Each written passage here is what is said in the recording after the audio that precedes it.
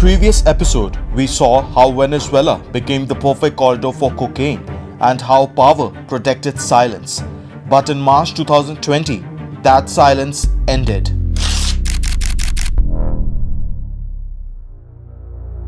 On March 26, 2020, the United States Department of Justice did something unprecedented.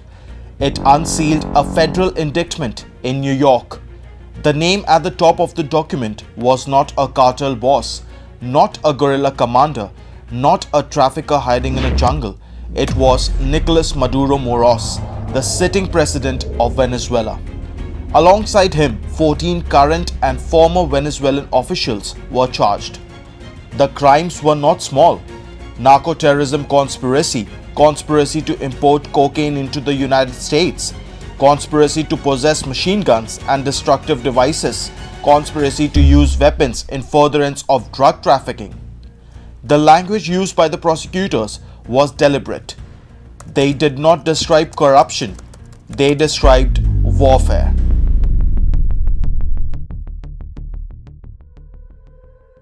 One phrase from the indictment echoed across the world. The defendants very deliberately deployed cocaine as weapon. This was not just about drugs. US prosecutors alleged that Maduro and his network partnered with FARC, a designated terrorist organization. FARC used cocaine profits to fund armed groups. It intentionally flooded the US with drugs to destabilize society. That is why the charge was narco-terrorism, not just trafficking. According to the indictment, cocaine shipments were coordinated with guerrilla groups. Weapons were exchanged for protection and logistics. Venezuela's state apparatus was used as cover. The accusation was brutal. The Venezuelan state had become an active participant in transnational drug terror network. To understand the indictment, you must understand FARC. For decades, FARC controlled cocaine production in Colombia, jungle routes, armed protection for drug labs. As Colombian pressure increased, prosecutors allege FARC needed safe havens. According to US authorities, Venezuela provided that shelter. The indictment claims FARC leaders were welcomed into Venezuela. Drug labs were protected near the border. Venezuelan officials ensured safe passage of cocaine. In return, FARC shared profits. FARC provided armed support. FARC aligned politically with Maduro's regime. This alliance, prosecutors say, lasted over 20 years.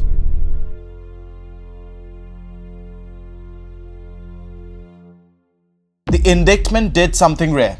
It named specific people with specific roles. Among those charged or identified were Nicolas Maduro, alleged leader; Diosdado Cabello, senior political figure; Hugo El Polo Carvajal, former intelligence chief; Cliver Alcala, military general. The accusation was direct. The highest level of Venezuela's government were part of the conspiracy. Maduro rejected everything. He called the indictment illegal, political, an act of US imperialism. He said the US had no jurisdiction. Venezuela was being punished for resisting control, and the charges were fabricated. State media also repeated the message again and again that this is war against Venezuela. Soon after the indictment, the US government placed a reward on Maduro. Initially, it was $15 million for information leading to his arrest. Later, that number could rise. This was not symbolic, it was a signal that United States was treating a head of state like a fugitive. The indictment was only the beginning, because now the story would move from paper to prisons to plea deals. And when insiders began talking, the spotlight would move closer to the palace itself. Up to this point, everything could still be dismissed by supporters. But this is where the story changes direction, because this is where men from inside the system began to fall. Not journalists, not opposite politicians, but Venezuelan generals and intelligence chiefs, men who once had access to classified files, airbase and military command rooms, and some of them didn't just deny, they confessed. One name matters the most: Cliver Antonio Alcala Cárdenas, a former Venezuelan Major General, a man who once commanded troops, a man trusted by the state. In 2020, Alcala was indicted by the United States as part of the same narco-terrorism conspiracy that named Nicolas Maduro. But unlike Maduro, Alcala didn't stay silent forever. In 2023 to 2024, Cliver Alcala pleaded guilty in a US federal court. He admitted providing weapons to FARC, supporting their operation, and participating in activities linked to drug trafficking. This was not a rumor, this was a courtroom admission.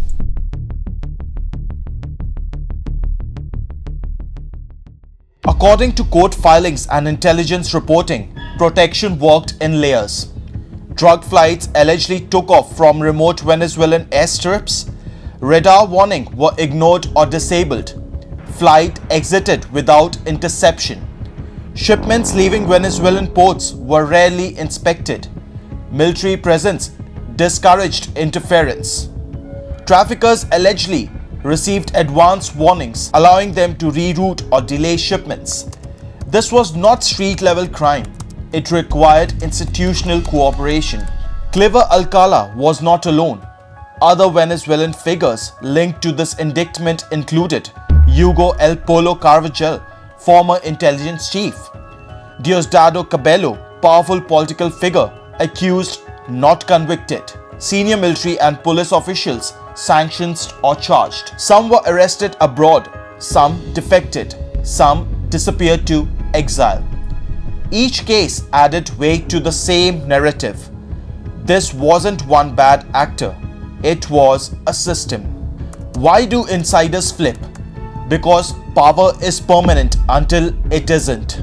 As sanctions tightened and indictments piled up, bank account froze, travel became impossible, allies became liabilities. For some, cooperation became survival. US prosecutors rely heavily on plea deals, insider testimony, corroborated intelligence. This is how complex criminal cases are built, step by step. Up to this point, the case against Nicolas Maduro could still be framed as distant. But there was one line that once crossed changed the gravity of everything: family. Because when a criminal investigation reaches the inner circle of a head of state's family, the question stops being political. It becomes personal and it becomes evidentiary.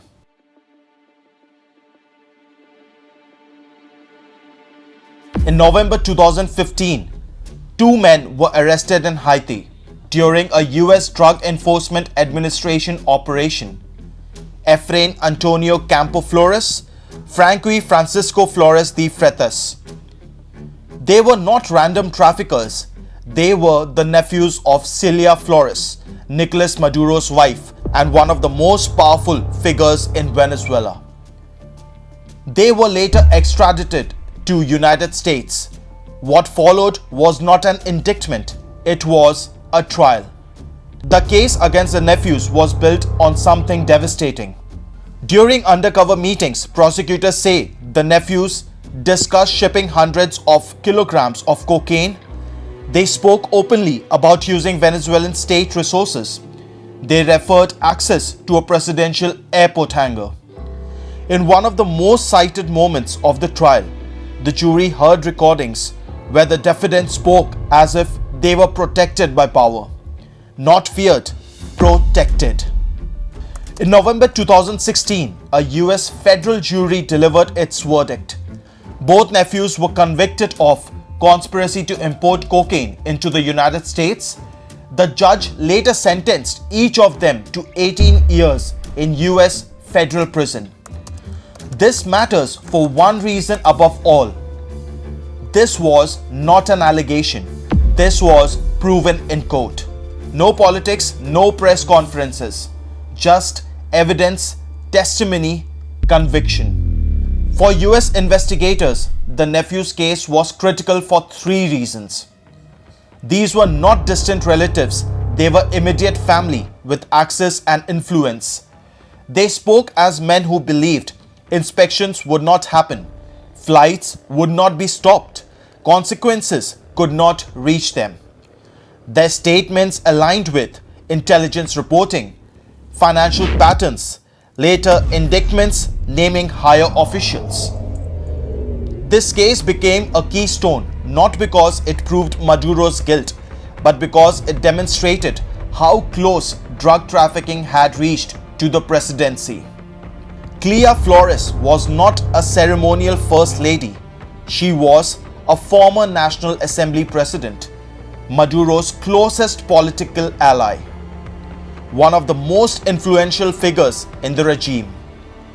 In later US indictments, prosecutors alleged that members of the first family benefited from trafficking. It is crucial to be precise here. Clea Flores has not been convicted of drug trafficking in a US court, but her relatives were. In the 2020 indictment, prosecutors also named Nicolas Ernesto Maduro, known publicly as Nicolásito, Maduro's son. They alleged he participated in the conspiracy, benefited from drug proceedings, acted as a political and financial intermediary. Again, precision matters. This is an allegation in an indictment, not a conviction. But naming a sitting president's son in a narco-terrorism case was extraordinary. In October 2022, something unexpected happened. The two convicted nephews were released from US custody as a part of prisoner swap. In exchange, Venezuela freed several American citizens and legal permanent residents. The release sparked outrage. Critics argued convicted traffickers were traded. Justice was compromised by diplomacy. Supporters argued Americans were brought home. Negotiations saved lives. But one thing could not be erased, and that is a release did not undo a verdict. Generals fell, insiders talked, family members were convicted. For years, the world believed this was as far as justice could go. But in January 2026, something happened that no one expected.